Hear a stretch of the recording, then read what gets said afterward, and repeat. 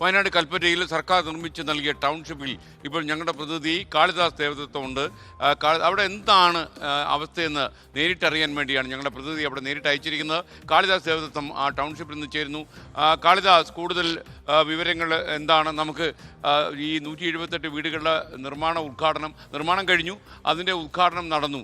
അപ്പോൾ ഇപ്പോഴും പണി പൂർത്തിയായിട്ടില്ല എന്ന പരാതികൾ ഉയരുന്നു. അപ്പോൾ എന്താണ് കാളിദാസോടെ ചെല്ലുമ്പോൾ കാണുന്ന ചിത്രം?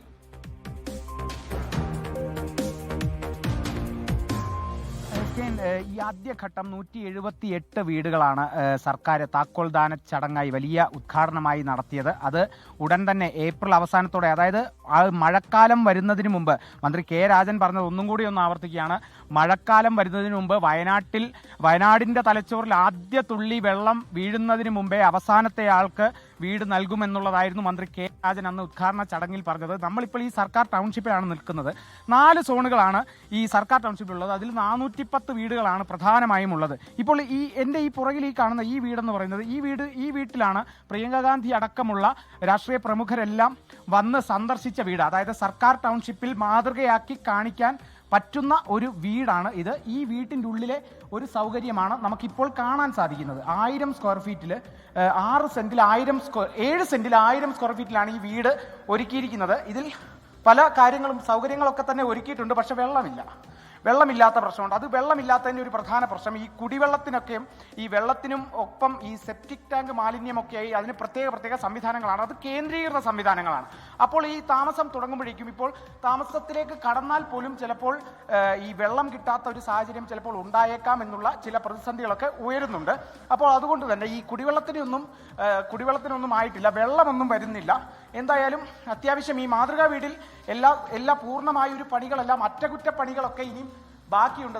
ഇനിയിപ്പോൾ പ്ലംബിംഗ്, വയറിംഗ് പണികളൊക്കെയാണ് ഇനി ബാക്കിയുള്ളത്. അപ്പോൾ ഇത്തരത്തിലുള്ള പണികളൊക്കെയുണ്ട്. അത്യാവശ്യമുള്ള വേണ്ട മോടി പിടിപ്പിച്ച സൗകര്യങ്ങളെല്ലാം തന്നെ ഒരുക്കിയിട്ടുണ്ട്. ഈ വീടാണ് രാഷ്ട്രീയ പ്രമുഖരൊക്കെ തന്നെ എത്തുമ്പോൾ വന്ന് സന്ദർശിക്കുന്ന വീട്. അതായത് സർക്കാർ ടൗൺഷിപ്പിലെ വീട് എന്ന് പറഞ്ഞ് സന്ദർശിക്കുന്ന വീട്. പക്ഷേ ഇവിടെ തീരുന്നില്ല, ഈ ഒരൊറ്റ വീടിൽ തീരുന്നില്ല കാര്യങ്ങൾ. 4 സോണുകളിലായി 410 വീടുകളാണുള്ളത്. ഈ 410 വീടുകളിലും പല വീടുകളുടെയും പണികൾ പൂർത്തിയാകേണ്ടതുണ്ട്. ഒപ്പം തന്നെ നേരത്തെ ഉദ്ഘാടനത്തിന് ഇത് മാതൃകാ വീട് എന്ന് പറയുമ്പോൾ ഈ വെള്ളമില്ലാത്ത മാതൃകാ വീട്ടിലെ മാത്രം പ്രശ്നമാണോ, അതോ പൊതുവിൽ ഈ ബാക്കി വീടുകൾക്കൊക്കെ ഈ പ്രശ്നങ്ങളുണ്ടോ? അല്ല, മൊത്തത്തിൽ പ്രശ്നമുണ്ട് ഹാഷ്മി. അതായത് ഞാൻ നേരത്തെ പറഞ്ഞല്ലോ, ഈ വെള്ളത്തിനെ സംബന്ധിച്ചൊരു കേന്ദ്രീകൃത സംവിധാനമാണുള്ളത്. അപ്പോൾ മൊത്തത്തിൽ ഈ ഒരു കേന്ദ്രീകൃത സംവിധാനം, ഈ ഒരു സംവിധാനങ്ങളൊന്നും പൂർത്തിയായിട്ടില്ല, അതിൻ്റെ പണികളൊന്നും പൂർത്തിയായിട്ടില്ല. അപ്പോൾ കുടിവെള്ളമൊന്നും എല്ലാ ഭാഗത്തേക്കും ഒന്നും എത്തില്ല. അതുകൊണ്ട് തന്നെ ഇപ്പോൾ ഈ വീടുകളുടെ പണി പൂർത്തിയായാൽ കൂടി അവിടെ താമസിക്കാനായി ആളുകൾ എത്തിക്കഴിഞ്ഞാൽ അവർക്ക് കുടിവെള്ളം ഉണ്ടാകില്ല. അതേപോലെ തന്നെ ഇപ്പോൾ ശൗചാലയങ്ങളിൽ പോകാൻ പറ്റാത്ത ഒരു സാഹചര്യം കൂടി ഉണ്ടാവും. കാരണം അതിനുവേണ്ട ഈ ഡ്രെയിനേജ് സംവിധാനത്തിന്റെയും പണി പൂർത്തിയായിട്ടില്ല എന്നുള്ളതാണ് മനസ്സിലാക്കുന്നത്. നമുക്ക് ഇങ്ങോട്ട് പോയി കഴിഞ്ഞാൽ ഈ ഭാഗത്തേക്കൊക്കെ കാണാം. കാളിദാസ്, ഒരു കാര്യം, അവിടുത്തെ വീടുകളുടെ പണി, ഇപ്പോൾ ഈ മാതൃകാ വീടായിട്ട് കാണിച്ച വീട് ഉൾപ്പെടെയുള്ള വീടുകളിൽ ഈ വെള്ളം കിട്ടുന്നില്ല എന്നുള്ളതാണോ, അത് കൂടാതെ മറ്റെന്തെങ്കിലും പ്രശ്നം ബാക്കിയാകുന്നു?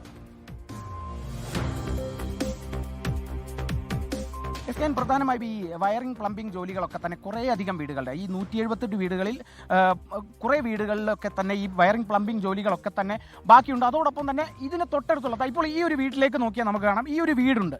ഇവിടെ ഇപ്പോൾ പുറത്തു നിന്ന് വീടുകളെല്ലാം തന്നെ പൂർത്തിയാണ്. പക്ഷേ ഇതിൻ്റെ തൊട്ടപ്പുറത്തെ വീട് നോക്കൂ, 1ാമത്തെ സോണിലെ വീടാണ്.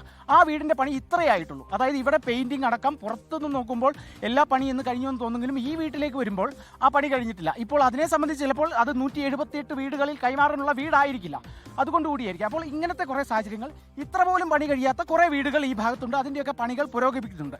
ഈ ഉദ്ഘാടനത്തിന് മുമ്പ് 2300ഓളം ആൾക്കാരെ വെച്ച് ഈ പണി ദ്രുതഗതിയിൽ കൊണ്ടുപോയിട്ടുണ്ടെങ്കിൽ ഉദ്ഘാടനത്തിന് ശേഷം അത് പിന്നീട് കുറഞ്ഞ് ഒരുപാട് ആളുകൾ പോകുന്നൊരു സാഹചര്യം ഉണ്ടായി. ഇപ്പോൾ 1300ഓളം പണിക്കാരെ വെച്ചിട്ടാണ് ഈ പ്രവൃത്തികൾ മുന്നോട്ട് പോകുന്നതെന്നാണ് മനസ്സിലാക്കുന്നത്. ഇന്നിപ്പോൾ കെ റഫീഖ്, വയനാട് ജില്ലാ സെക്രട്ടറി, പറഞ്ഞതനുസരിച്ച് ഏപ്രിൽ 15-ന് മുൻപ് ഇവിടെ 178 വീടുകളിൽ താമസം ആരംഭിക്കുമെന്നാണ് ഏറ്റവും പുതിയതായി പറഞ്ഞിട്ടുള്ളത്. ഇപ്പോൾ നമുക്ക് ഈ ഒരു വീട്ടിലെ സാഹചര്യം നോക്കാം. ഇവിടെ ഇപ്പോൾ പണികൾ പുരോഗമിക്കുന്നു, പുറത്തെ അറ്റകുറ്റപ്പണികൾ പുരോഗമിക്കുന്നു. അപ്പോൾ അങ്ങനെ പല സാഹചര്യങ്ങളുണ്ട്. ഇത്ര പോലും പണി കഴിയാത്ത കുറവ്. 178 വീടിൽ ഉൾപ്പെട്ട വീടാണോ? അതുകൂടെ ക്ലാരിഫൈ ചെയ്യണം. നമ്മൾ കൊടുത്ത വീട്ടിൻ്റെ അത് 178 വീട്ടിൽ പറയുന്ന വീടാണോ ഇത്?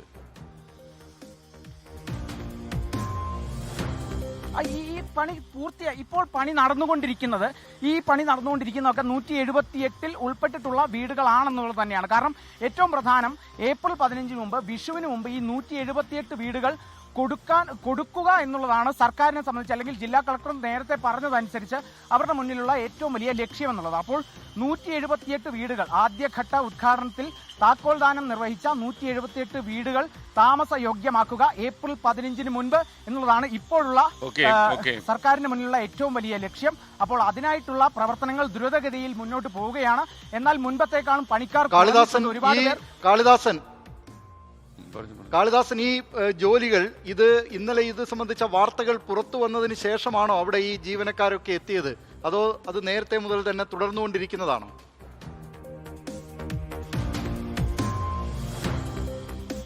ദിലീപ് കുമാർ, ചോദ്യം ഒന്നും കൂടെ ആവർത്തിക്കുമോ? എനിക്ക് ക്ലിയർ ആയില്ല. അതായത് ഇപ്പോ കാളിദാസൻ ആ വീടിന് പുറത്ത് ഒരാൾ പണി ചെയ്യുന്നത് കാണാം. അത് നേരത്തെ, അതായത് കഴിഞ്ഞ ദിവസങ്ങളിലൊക്കെ ഇങ്ങനെ ഈ തൊഴിലാളികൾ ഉണ്ടായിരുന്നോ, അതോ ഇത് സംബന്ധിച്ച വാർത്ത പുറത്തു വന്നതിന് ശേഷമാണോ ഇങ്ങനെ ഈ തൊഴിലാളികളെ ഇവിടെ കൊണ്ടുവന്ന് ഇപ്പോൾ ഈ ജോലികൾ നടക്കുന്നത്? അല്ല ദിലീപ് കുമാർ, നേരത്തെ തന്നെ ജോലിക്കാരുണ്ടായിരുന്നു, ഇത്തരത്തിലുള്ള പ്രവർത്തനങ്ങൾ പുരോഗമിക്കുന്നുണ്ട്. പക്ഷേ അത് മന്ദഗതിയിലായി എന്നുള്ളതാണ് ഏറ്റവും പ്രധാനം. കാരണം നേരത്തെ 2300ഓളം ആളുകൾ, പണിക്കാർ രാത്രി പകൽ ഭേദമന്യേ അങ്ങനെ പണിയെടുത്തിട്ടുണ്ടെങ്കിൽ, ഇടവിട്ട് ഒരു വീട്ടിൽ തന്നെ ഒരു 5 ആളുകൾ നിന്ന് പണിയെടുത്തിട്ടുണ്ടെങ്കിൽ ഇപ്പോൾ അത് കുറഞ്ഞു. ഒരു വീട്ടിലേക്കൊക്കെ ചിലപ്പോൾ ഒരാളായിരിക്കാം, ഇപ്പോൾ ഇത്തരത്തിലുള്ള ഒരാളായിരിക്കാം പണി. അങ്ങനെ പണിക്കാർ കുറഞ്ഞിട്ടുണ്ട്. അപ്പോൾ ഈ പ്രവർത്തനങ്ങൾ, ഈ നിർമ്മാണ പ്രവർത്തികൾ ഒന്ന് മന്ദഗതിയിലായി. അപ്പോൾ ഇനിയുള്ള മുമ്പിലുള്ള ഏറ്റവും വലിയ ലക്ഷ്യം, ഈ വിവാദം അത്രത്തോളം കൊടുമ്പിരി കൊണ്ടിരിക്കുന്നത് കൊണ്ട് തന്നെ മുമ്പിലുള്ള ലക്ഷ്യം ഏപ്രിൽ 15 വിഷുവിന് മുൻപ് ഈ വീടുകൾ താമസയോഗ്യമാക്കുക എന്നുള്ളതാണ്. കുടിവെള്ള സംവിധാനവും ഡ്രെയിനേജ് സംവിധാനവും ഒക്കെ ഇതൊക്കെ പൂർത്തിയാക്കിയ ശേഷമേ ഇത് താമസയോഗ്യമാകൂ എന്നുള്ളതും കൂടിയുണ്ട്. അപ്പോൾ അതൊക്കെ പരിഹരിച്ച് താമസയോഗ്യമാക്കി 178 കുടുംബങ്ങളും ഇങ്ങോട്ട് താമസിക്കാൻ എത്തും ഏപ്രിൽ 15 മുൻപ് എന്നുള്ളതും കൂടിയാണ് ഇപ്പോൾ സർക്കാരിന്റെ ഭാഗത്തുനിന്നുള്ള ഏറ്റവും വലിയ ലക്ഷ്യം. അതിനായിട്ടുള്ള പ്രവർത്തനങ്ങൾ നടക്കുന്നു, പക്ഷേ നേരത്തെക്കാളും മന്ദഗതിയിലായിരിക്കുന്നു എന്നുള്ളത്.